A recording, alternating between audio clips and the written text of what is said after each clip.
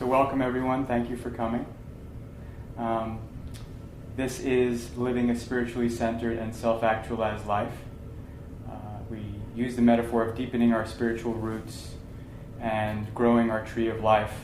Today's topic is a little bit different, but in keeping with that inner and outer balance of doing the inner work for outer manifestation. So it's stepping into our greatness and allowing our life to heal us. So that comes from the notion that as we move forward in our lives, and as we step forward, and as we start to overcome fears and move into a greater, more expanded life, that fears and old beliefs and unfelt energy patterns and emotions from our past start to come up for us as challenges for continuing in stepping forward. So we want to talk about what it means to live what we're going to talk about as a self-actualized life, and also what are the challenges to living on that path, and what are the fears that come up, and how do we process those fears, and how do we process those feelings so that we don't get stifled and stuck, and that we can keep stepping in and committing to stepping in to growing our life. Last night we were watching, I had never seen this, believe it or not, but we watched on television, the television version of Bye Bye Birdie, which was a big show around the time that I was born. And there was a great song in it that was called Got a Lot of Livin' to Do.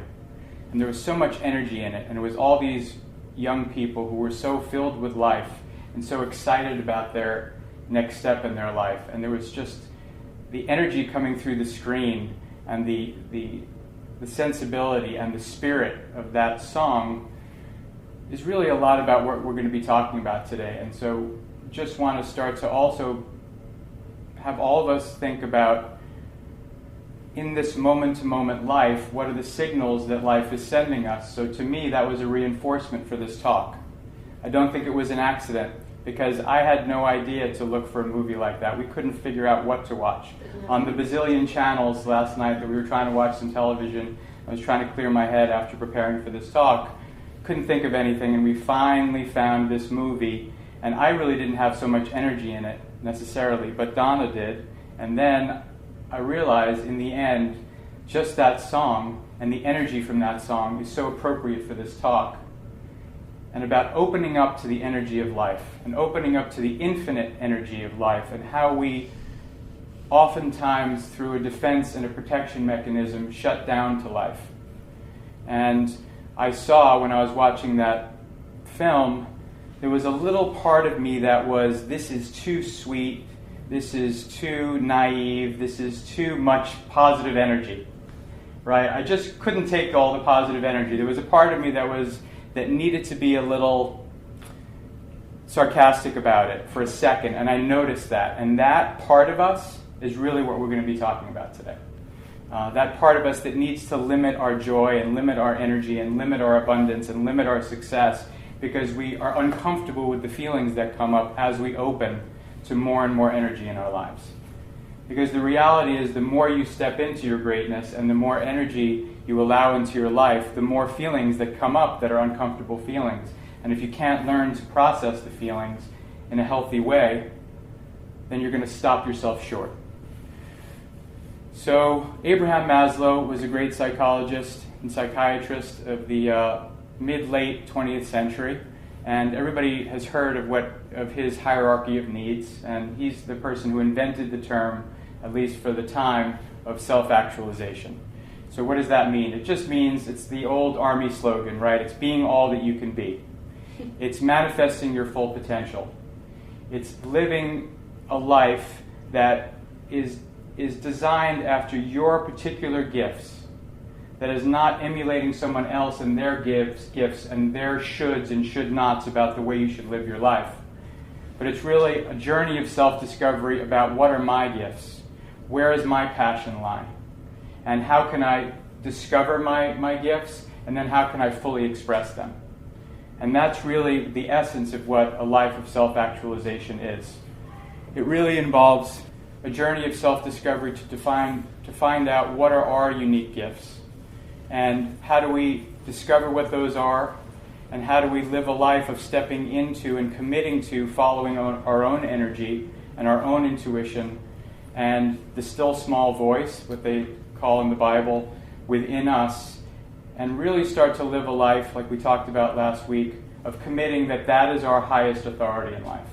It's not what mom and dad said to us. It's not what our culture said to us about what we should and shouldn't be doing, what we should and shouldn't be wearing, what we should and shouldn't be saying, what's important in terms of making money or not making money, but it's about really turning within and really discovering where is our energy, where is our excitement, where is our passion, and what are our true gifts that we are meant to actualize.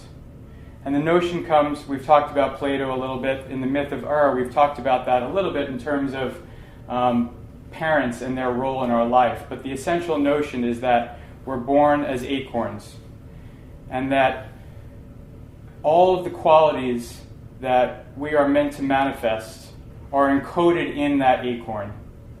Or another word for that, which is a great word, is the opposite of evolution, is involute. All of the qualities are involute of our acorn. Our soul carries a pattern that is very specific to who we are, that has nothing to do with who our parents want us to be, who society wants us to be. And the journey of self-discovery is in discovering where are our gifts. And the feeling journey along the way is in this discovering where is our passion, where is our excitement. Not in what should I be doing because someone told me to, but where does my true passion and excitement lie? And learning to, as we talked about living a spiritually centered life, to tune within. Always tune within in making a decision.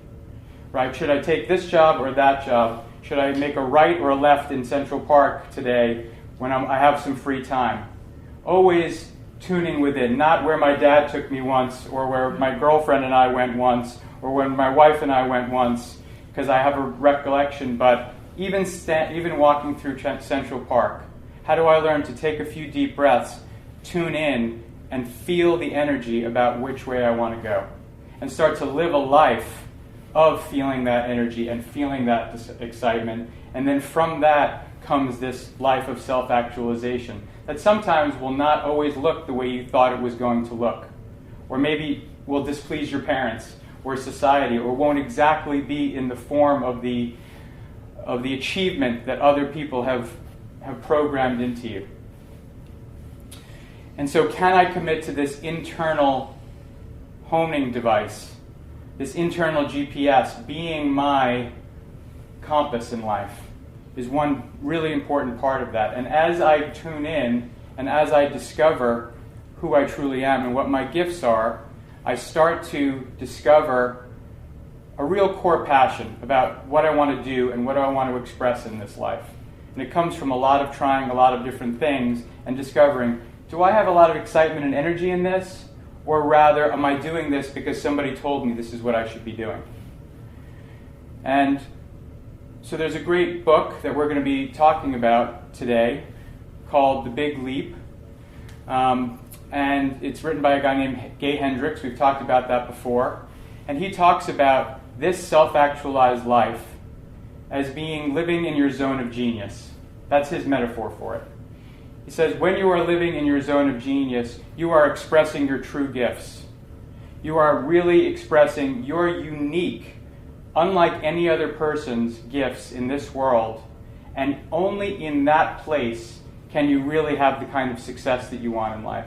Can you really have the kind of joy, the kind of love, and how can you live in that place, an inner-defined, inner-directed place of following your energy and your excitement, following your bliss, is what Joseph Campbell says. How do we live from that place as much of the time as possible?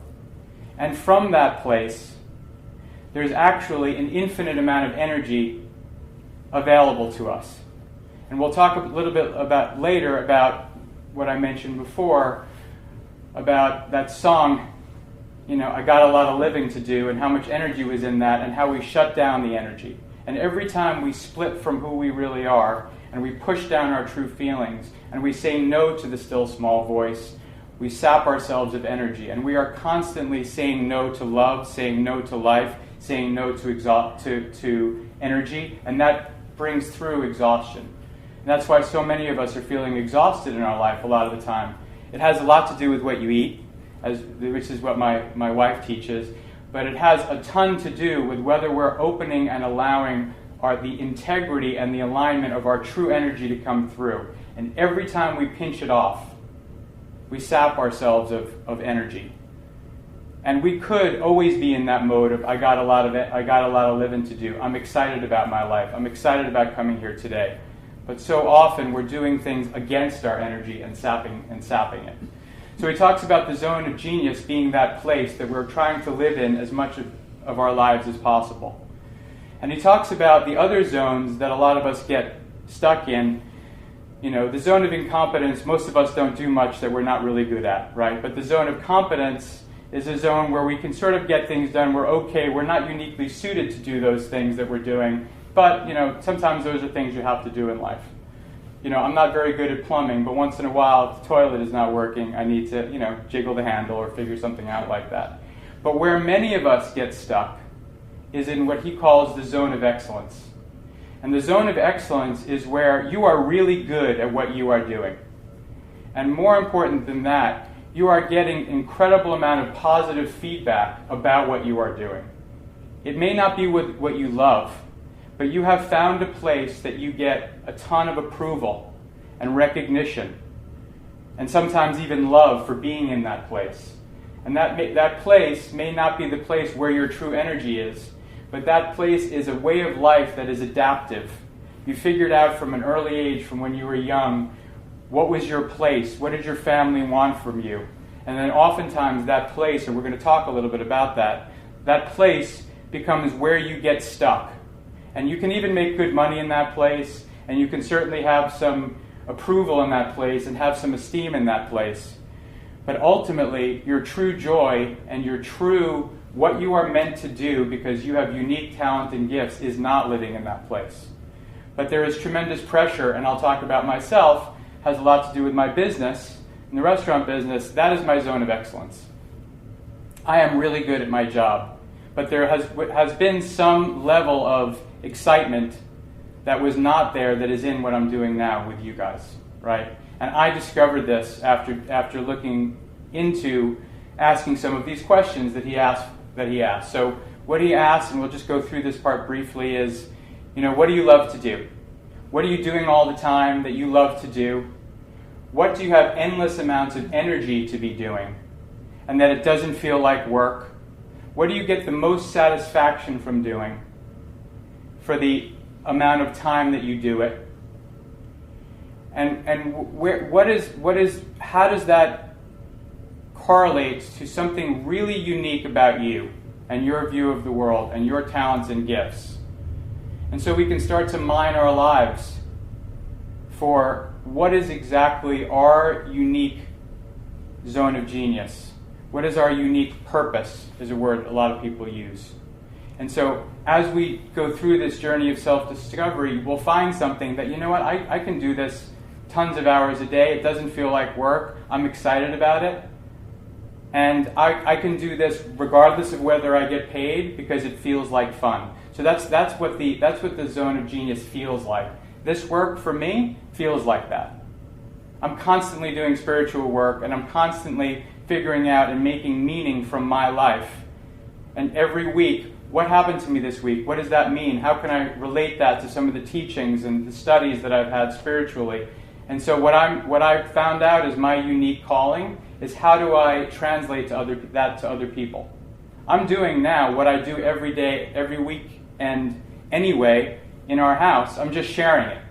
All this thinking that I'm expressing to you and also mining my own life is what I was doing the last 5 years, every single weekend regardless. And I had tons of energy for it, even though I have a very busy full-time job. So that's just an example from my life about starting to feel into your zone of genius and also starting to face where am I stuck in a zone of excellence, doing well, making a good living, paying the rent, Even in a relationship, where am I really not feeling it, but it looks good on paper? And start to really acknowledge that and start to shift from the shoulds that have guided us into more of the what would you love to be doing? Where is your passion? And so we'll talk a little bit about, quickly, because we talked about this last week, some of the behaviors that come up that limit us. And he basically suggests there's this one overarching problem, and he calls it the upper limit problem. And we talked about this last week. And basically the notion is that we all have a set point for happiness. And if we expand past that set point in any way, we will get triggered by what he calls the upper limit bug, to use a computer metaphor. And that we will get triggered if we expand in success, in love, in creativity, in any area of our life beyond the place that we feel that we deserve. And if we push and trigger that upper limit bug, then we will do something to squash our energy. We will do something to mess it up. Because we don't really believe that we deserve a life, or many of us don't, that is an endless amount of success and joy and creativity and love in our life. So we have this set point, and it's based on our self-worth. And we all of us have a lot of, I'm not good enough, I'm not worthy. We've talked about this. These feelings that are underlying our life. I'm unworthy. I'm not good enough. I'm not lovable. And so something happens, and we trigger something to squeeze off that flow of unlimited energy. And even when I was watching that show, there was a part of me that was like, this notion is just too good to be true. This exuberance for life. I got to tamp it down. I got to squeeze it off. Because I'm uncomfortable with that. Something about the notion, can I really be happy in my life and have things go well all the time? And even if things are not going well on the outside, can I be unconditionally happy anyway? Can I process those things with in a state of grace and allowing and acceptance? These things sound crazy to us, right? Because we're attached to the limitations in our lives. We're attached to the no, and we can't be this happy, and we can't be this successful, and it makes me uncomfortable. And a lot of what we're going to talk about is, as you step into your greatness, and as you step into your self-actualization, a lot of uncomfortable feelings are going to come up. Because a lot of this upper limit triggering starts to happen. So briefly, one of the things that happens, we'll talk about some of the behaviors, and then we'll talk about some of the beliefs and some of the fears. So some of the behaviors are worrying. We talked about this last week. Things are going amazing in my life right now. But also, because my life has expanded in business, in family, and spiritually, to a point where I have less control than I've ever had over my life. And by the way, control is key. Because the part of us that needs to keep us small, that needs to keep our life under control, is our ego that resists opening and allowing and expansion. And so anytime you feel like, oh no, I want to be more in control, that's your ego talking about it. That's your ego suggesting, I need to close off. Because control is closing. Right? Allowing is allowing things to be unresolved. Allowing things to be chaotic. Because that's the nature of life. And so I have had all of this amazing good fortune, but I've really been triggered with a lot of worrying. Right? I'm always finding, and I don't know if any of you can relate to this, but I know Donna can, we've talked about this. Things are going well. You have this great experience. We just had this great news. And immediately, we let it in for about 10 seconds, maybe 2 minutes, and then what do I need to worry about? I get stuck in a thought about how I need to, this is going well, but what about that problem? I don't know if anybody can relate to this, but to me, it's an automatic. It happens so quickly. I go right into the worrying. So I get to enjoy the good feeling for about 10 seconds or 2 minutes, and then we move on to the worrying. Because I'm not comfortable with that level of happiness and joy and excitement. I need to close it off. because I don't feel I deserve it. That's the upper limit. That's the upper limiting. That's the upper limit dynamic. And so another way another behavior is when we blame or we criticize someone. Another behavior is when we have arguments. So I shared last week briefly, Donna and I realized after we read this book that we would watch this spiritual service on Sundays with Michael Beckwith. He's a great teacher. And we'd be sitting there holding hands and petting the puppy. And we'd be uplifted and we'd be singing with the choir. And we'd feel amazing and grateful for our lives in our beautiful home. And then inevitably, within 20 minutes, we'd get into an argument about something, right? Over nothing, over something stupid, right? What is that? It was too much happiness. It was too much energy. It was too much for us. We triggered our upper limit bug, and we needed to squash our energy and come back down to earth, so to speak. And so another element of this is illness and injury. And I'll also, Donna, we shared about this last week, but I think it's such a great example from her life that she noticed after reading this book that when she's had large opportunities in her life, she's either gotten sick or injured, just as the opportunities were about to manifest. And in both those times, and several times in her life, it really affected her ability to do it. In one case, to be on national television, she got sick, she couldn't really be her best. In another case, she got offered an acting job, but she broke her leg. So she couldn't even do the acting job. Right? These are subconscious behaviors. We're not aware of it. But this is the upper limit bug operating. Another simple one is just deflecting when somebody gives you a compliment or thanks you for something. You know that feeling? And I did this my whole life. I don't feel comfortable with people thanking me. I don't feel comfortable even with people giving me things. I'm much more comfortable giving than receiving. Right? This was a huge insight that came this weekend, actually. It's much more vulnerable to receive than it is to give. In giving, there's a lot of control. In receiving, I have to allow somebody to do something for me, and there's vulnerability and there's fear in that. And that's the secret. All of this abundance that we want in our lives requires an allowing and a receiving energy. It requires us to be vulnerable and not in control or out of control, so that we're not blocking the things and saying, no, I want to control it, and when I go get it or when I give something, I'm in control. When good fortune happens, I allow it. And that's scary for those of us who are control freaks, and I'm one of them. And so the last one is about integrity breaches, and we talked about this. Bill Clinton is a famous example of this. At the height of his powers, had an integrity issue, and it really limited his presidency and the energy in his life, right? And that's just about, it's a form of pinching off the flow of positive energy into your life, right? He couldn't possibly be that successful as a president. There needed to be something, the self-sabotage, right? The upper limit problem is about self-sabotage. It's always unconscious. People don't do it. They would never do it consciously. But it's unconscious self-sabotage. And any form of pinching off that flow of positive energy, like I did at the television when I was like, oh, this is too sweet. This is too much good energy. That's the feeling in your body.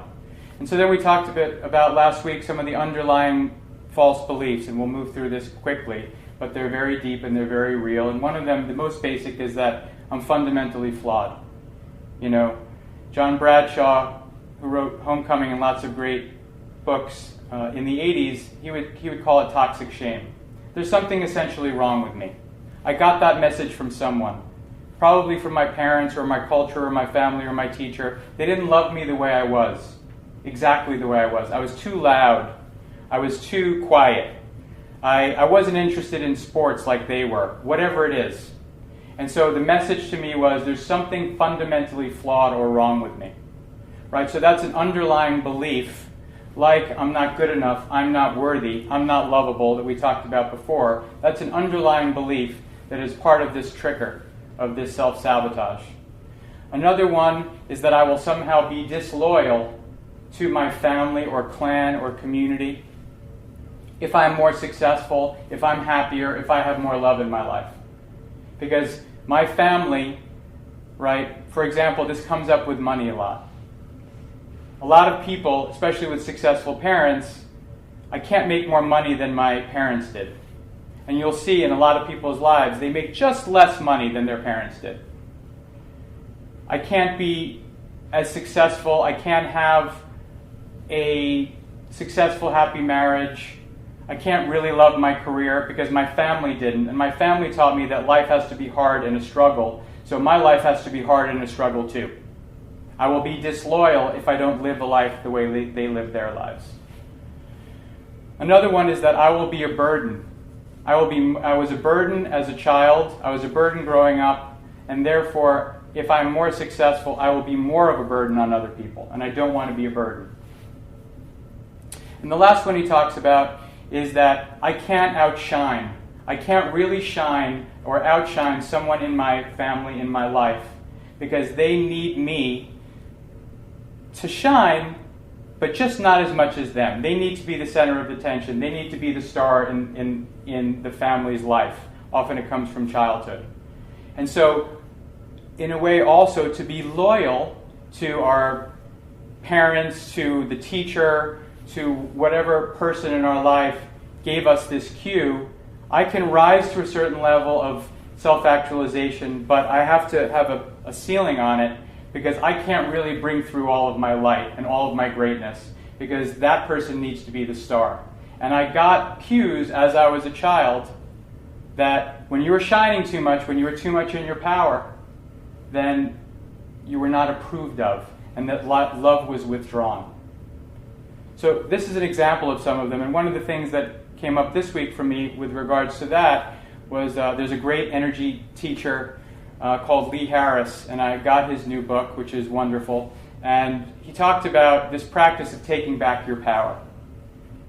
And he talked about, related to this, I can't shine as brightly as someone else in my life. We're all used to this notion, I think, that we project our negative qualities on other people, and we've all heard that before, right? That the thing that bothers you the most about another person is also something that really you need to look at in yourself, or I think most of us have heard that. But I think what is less commonly known is we project our great qualities on other people, and we disidentify from those great qualities, and we say, that teacher, or my parent, or that superstar, or the president, or the governor, or Michael Jordan, or whatever person in our lives, we idolize them by projecting out our great qualities, our gifts, our talents. I've done this in my life with my spiritual teachers, right? And he talks about this practice of taking back all that energy into yourself. Yes, that doesn't say that your teacher or your mentor or whoever it is doesn't have these great qualities, but you can own them too, and take your power back from all those people you've given it away. And some of that comes from this dynamic of, I can't shine brightly. And from these beliefs, come lots of fears. So to self-actualize and step into your power and your energy and your greatness means to leave your comfort zone. It means to leave the zone of excellence that we talked about. And that is going to bring up uncomfortable feelings. And that's what we talked about a little bit in the beginning. So how can I learn to allow those uncomfortable feelings?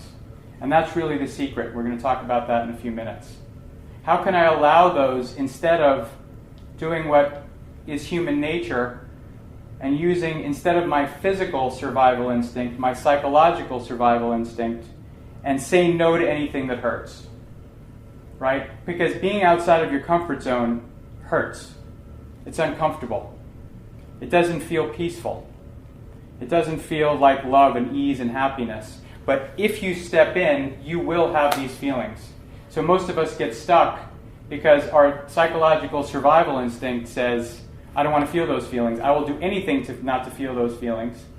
So I will batten down the hatches, close the shutters. Even though there's tons of light outside, I will make my home dark, metaphorically, because I can't let in the light. Because if I let in the light, it's going to bring up all these feelings of being uncomfortable.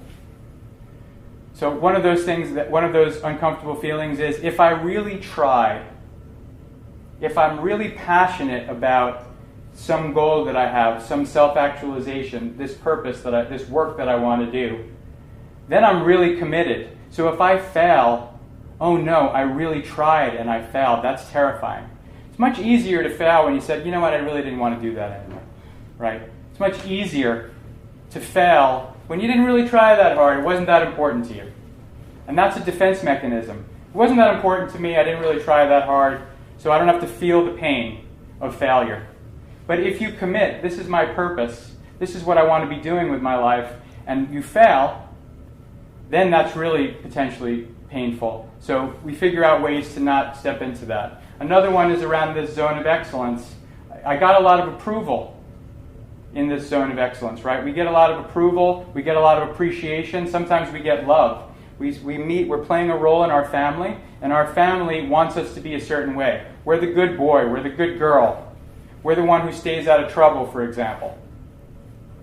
So because there's problems with the other people in the family, but I'm going to be the good boy, and I'm going to be, and this is one of my issues, right? So if I step out and I'm the bad boy, and not in the bad boy about misbehaving, but if I don't play according to the family rules and stay in my place in life that I was given by my family or by society, then I'm going to lose the approval, right? I'm going to lose the positive reinforcement, and maybe the most scary thing, I'm going to lose the love, right? I'm going to lose the love. What if my wife or husband, and not me, thankfully, but what if the person who's in my life is in my life because I make a certain amount of money, and my true calling involves not necessarily making that much money, although a lot of that is a limiting belief that we can't make a lot of money doing what we love, and that's one of my beliefs, or was one of my beliefs. But what if that person is only here in our life because we were playing a role? And what if we decide we don't want to play that role anymore, and then we have to be willing to lose the love? We change the game. So there's a lot of fear that comes up with that, right? So how do we deal with this fear and these feelings? Because if we don't, we'll be stuck. We'll be stuck in our smaller lives. We won't step into our greatness. So there's a great book by Michael Singer called The Untethered Soul. I've mentioned it here before. And he talks a lot about the internal work that is required. And really it fits perfectly with our theme of living a spiritually centered life. And one of the notions is that pain is the price of freedom. Pain is the price of our self-actualization. We have to be willing to feel the stuff, the messiness, the uncomfortableness, the out of control, the disharmonious, the chaos, the fear. We have to be willing to feel those feelings. And that's really where most everybody gets stuck. Because, as I said, we all have a very deeply ingrained psychological system of protection. It's a survival instinct, just like our physical survival instinct. We have one, and we don't want to feel anything. So most of us, what we do is we modify our lives to keep ourselves small so that we don't feel any of the pain in our lives. And what he talks about in this book, it's amazing. He talks about this contraption that we build around ourselves, and he makes it into a physical contraption that is sort of like a defense that protects us from all the thorns of life. And how we keep ourselves small in this box so that we don't expand past the place of discomfort and into the place of discomfort. So in the expansion is always some discomfort. Right? So the notion is, how do we transcend the tendency to close? That's really what we want to talk about now, and then we'll open it up for Q&A after that. So the tendency to close is to pinch off the energy. This is too much for me, I don't want to feel this. I want to squash this. Right? Something happens in my life, it brings up some feelings, absolutely not. Right? That's where addictions are coming from. They're coming from, I don't want to feel this. I had an alcohol addiction for years, and I overcame that, thankfully. And now I have a bit of a food addiction. And recently I discovered really a sugar and cheese addiction. It's pretty specific, right? And I realized that there is and I actually learned this week, there's this candida bacteria, and we have two, Andrea and Donna, experts on this, and I am a complete novice at this kind of information, that grows in our intestines and stomach that feeds on this. But what I do know about it is that it carries a vibration of heaviness and sadness and depression. So why is it carrying that vibration?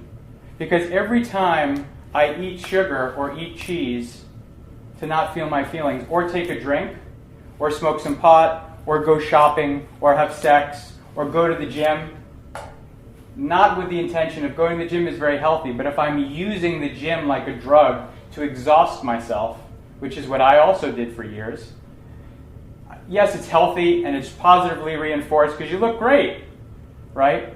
But it's still I'm seeking some sort of comfort from the gym to split off from my feelings. So for me, it became this cheese and sugar, and I stopped eating the cheese and sugar, and I felt a lot of sadness come up, right? Underneath, this week, earlier on in the week, I couldn't understand what was going on because there's a lot of good fortune in my life, but I felt this wave of sadness coming up. And you know what? Every time I felt sad in my past, certainly in the last few years, that there's been some sadnesses and some challenges in life, and I ate some cheese or sugar to not feel it because, I don't have much left, which is funny, I can't do the crazy fun stuff I used to do, like drinking and drugs and crazy sex or whatever I did. Like now it's really like pretty basic, like I have an ice cream and that's like but still I'm using ice cream. There's nothing wrong with ice cream, right? There's nothing wrong with cheese, they're delicious. But it's like, give me some cheese to calm me down. Give me some sugar to expend my energy, right? So that I don't have to feel these painful feelings. So when you stop the addiction, you feel all the painful feelings, right? So what he talks about is that we live in a universe of energy, and there's an infinite amount of energy. And that the point that when we're really tuning in, it's kind of a point where the consciousness or my awareness meets the energy moving in my body. And how do I tune in and have my consciousness really aware of the energy movements in my body? And the energy mostly moves in the form of emotion and feelings. And so we talked last week a lot about the voice in the head and about how do we overcome the voice in the head. We talked about stopping and centering and gaining what we called a witness consciousness to the thoughts in our head, and starting to get to a place where we can sit back like we're sitting in a movie theater and watch the images and words on the screen like in a movie theater on a screen, as opposed to being identified by those or identified with those thoughts. That we don't have to get pulled into the movie. We can have an awareness that we are not the movie. And the clue is that if I can have an awareness about something, if I can hear the thoughts and witness the thoughts, then the thoughts are not really who I am. If I can step back and say, hello thoughts, which is what we did last week, then that means my thoughts are not who I am, because there's another person stepping back and having some conscious awareness. You can also, the old way of saying it, you can see the forest and not just be in the trees. You can have some presence, right? You can step back. And it's not that you're not seeing the thoughts, but you're not attaching to them. And that's the witness consciousness. So the next stage of that, which is more challenging, is having a witness consciousness about your feelings. Because your feelings are closer. Your feelings are in your body. They're energy moving through you. There is energy in thoughts, absolutely, but the emotional body is closer in. It feels like it's actually your very being when you're having an emotion. So most of us can understand, or at least start to understand, these are my thoughts, but I don't have to take the journey with them. I can step back from them, and it's always about taking a few deep breaths. How can I take a few deep breaths and not go on the journey of, what am I doing later? How am I going to pay the bills? Oh crap, I got to do this, I got to do that. This is this way, this is that way. And I won't go into that. We talked a lot about that last week. But now how do we move into the next stage of having conscious awareness and having a witness to our emotions? Which is about feeling them all the way as they move through us, and not about pushing them back down. So I had a conversation yesterday actually about this notion that the old kind of paradigm, or the recent old of the New Age spirituality, had a lot to do with transcending. It was a lot about, how do I get to this blissful state without really feeling my feelings. And many people who are grounded people, and this is why I use this metaphor of a tree and roots,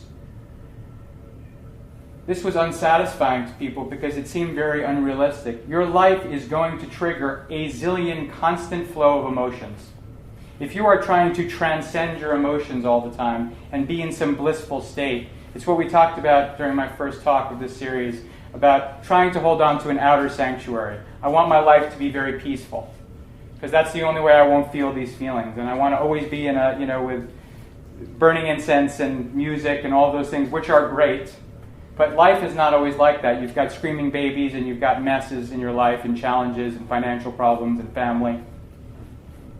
So I can't be dependent on transcending all the time. I actually have to allow the energy to move through my body.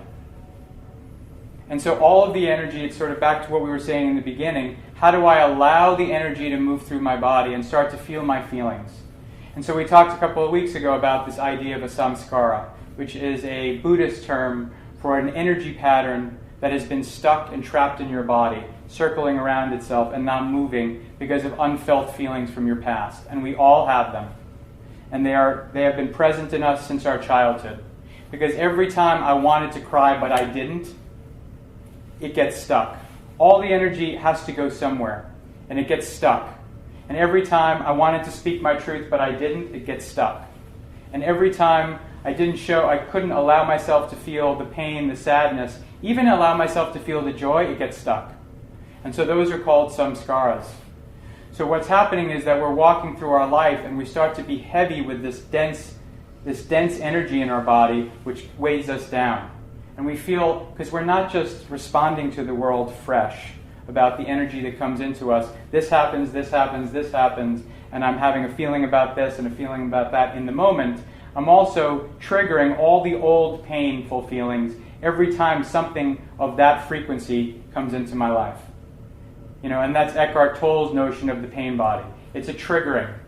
So these samskaras get triggered by something that happens in the present. And so what we talked about a few weeks ago is that really the way it works is that because of your vibrational frequency, which is the speed and the feeling tone of the energy in your body, and the signal that is giving off like a radio signal into the universe, if you are having this unfinished energy pattern rolling around in your body, that is affecting your transmission, and you are actually attracting things into your life that are a match to that feeling. So if I'm not feeling my sadness, I'm going to keep attracting things into my life that make me feel sad. Because that's physics. It's because like attracts like. I am vibrating at this unconsciously. I might seem happy and peppy and eating a lot of sugar, right? And bursting with love. But if my body, my true organism, is vibrating with all this heavy, unfinished business feeling of sadness or anger, it's going to keep attracting situations because life wants to heal us. Right? The universe is going to attract to us exactly a match, because what it wants us to do, just by the law of attraction, is it wants us to actually allow ourselves to be triggered and allow the energy to move through us and be released. So when you look at a kid, some of you have kids are very in the moment, right? They fall down, they hurt their knee, they cry, they have a full experience of crying, and 10 seconds later, they're happy and they're running and they're playing ball. And then they get angry at one of their playmates, and then they scream and they yell, and then it's over and they move on. That's a naturally functioning organism. They allow their feelings, they move up through them, they feel them all the way, and then they release them. But that is terrifying to most of us, because now we're not talking about the trivial challenges of our day-to-day life. We're talking about all that old sadness and pain and anger that we didn't feel in our lives, and it feels overwhelming.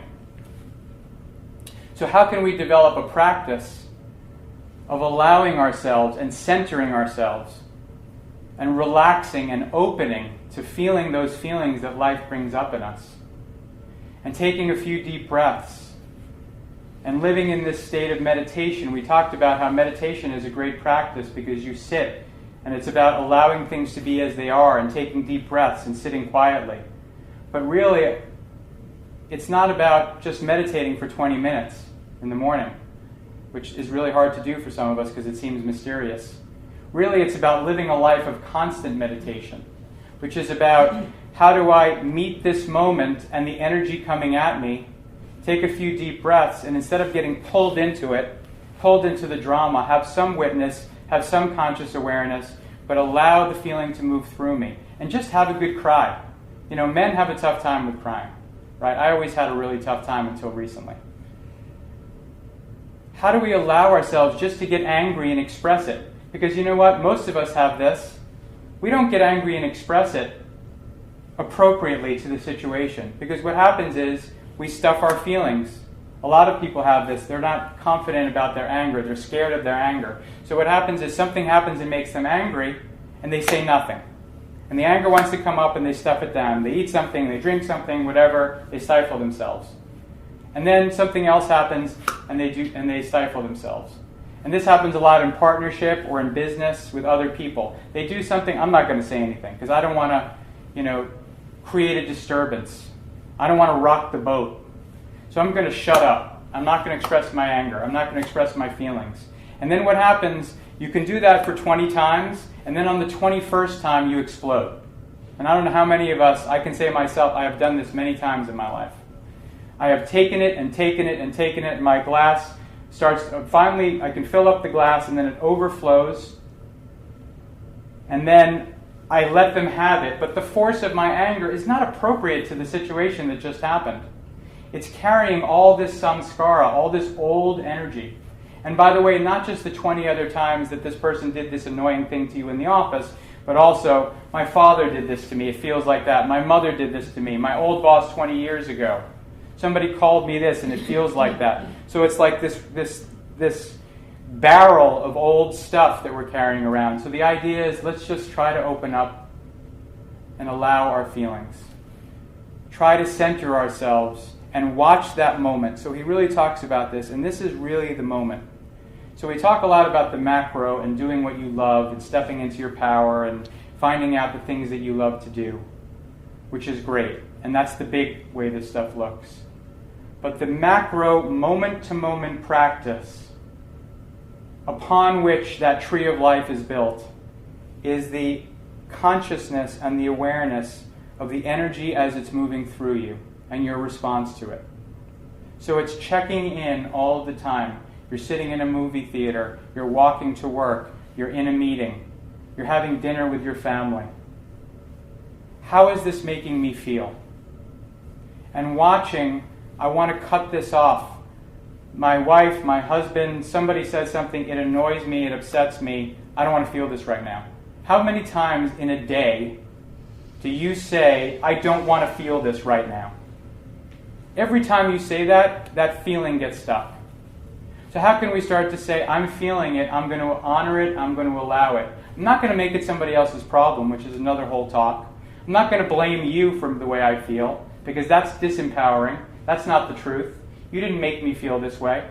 You did something, and I have a choice about how I feel, but it makes me feel this way. So I'm not going to blame you, which is another way of pinching off the energy. I'm going to take responsibility for my feelings, and I'm going to say, I'm going to allow that feeling to happen. And if you start to do that, and I'm still working on this, I am far from an expert on this. If you start to do that, the energy of your life changes. And you start to allow more and more energy into your life. And believe it or not, feeling your feelings is directly related to success and happiness and love. Because all we are is channels for the energy of life to come through us. That's what we are. We're not separate from life. We're just a channel for life to pass through us. And if we pinch off that channel in any way, whether you're Bill Clinton and deciding, I'm not good enough, I'm not worthy of all of this success in my life, I have to screw something up. Or last night watching the movie, I don't want to feel this good, it feels uncomfortable. All of those pinching off feelings is directly related to our source of well-being. And so the price, unfortunately there's a price. The price of all this self-actualization, all of this abundance and love, is just to feel our feelings. Because if you feel your feelings, and you allow them to move through you, they are energy in motion, right? That's what emotion is. They will not last. If you start to say, this energy won't overwhelm me, because the overwhelm comes from the resistance. I've heard people say to me so many times, and I've said, I'm afraid that if I start feeling my feelings, I will get overwhelmed. I'll be incapacitated. I'll be sobbing for 5 days.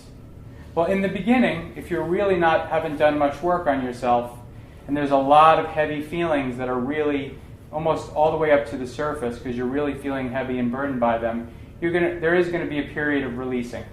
And that's natural. That happened to me 16 years ago when I stopped drinking. All those feelings for those years that I was drinking had to come up. But what happens is, once you start to release some of those basic, that extra heaviness that comes from not ever having felt your feelings, and sometimes through addiction, it starts to be a much easier process.